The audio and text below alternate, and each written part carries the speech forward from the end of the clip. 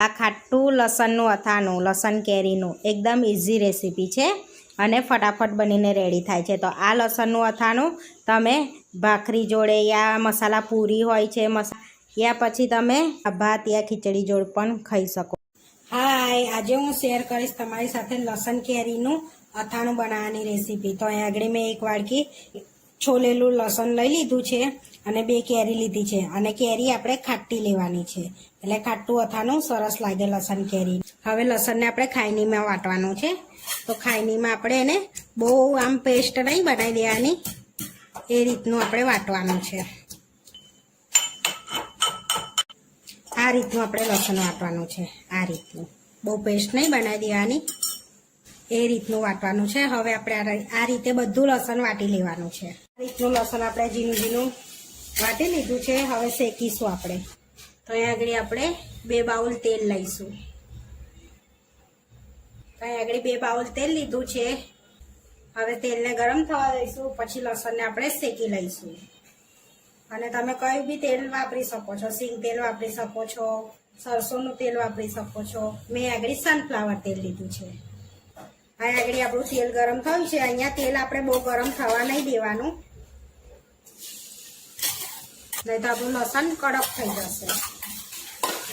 હવે ધીમા તાપે એને શેકવાનું છે આપણે, જેથી આપણો લસણનો કાચો સ્વાદ જતો રહે, એ રીતનું આપણે શેકવાનું છે. અને આપણે ધીમા તાપે એકદમ આછો પિંક કલર જેવું થવા દેવાનું લસણને, અને હલાવતા જવાનું છે ને. અહીંયા આપણું લસણ શેકાઈ ગયું છે. અહીંયા આપણે બહુ લાલ થવા દઈએ તો કડક થઈ જાય, એટલે મીડિયમ લાલ થવા દેવાનું છે ને, બહુ લાલ નહીં થવા દેવાનું. અહીંયા આપણું લસણ શેકાઈ ગયું છે.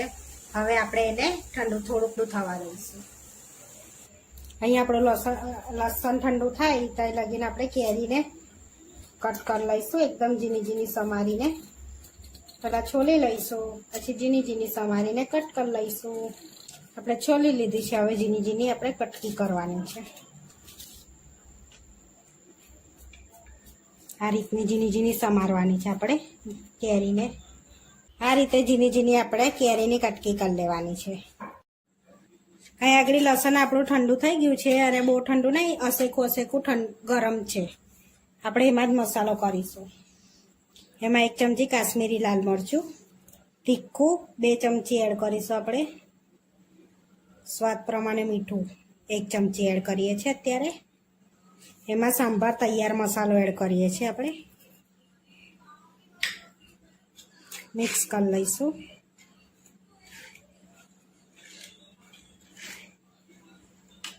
અને કેરીની કટકી એડ કરીશું.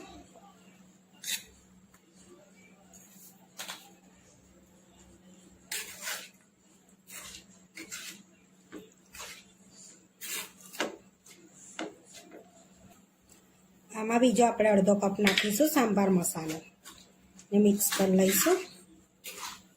અહીંયા 1.5 કપ મેં સાંભાર મસાલો એડ કર્યો છે અથાણાનો.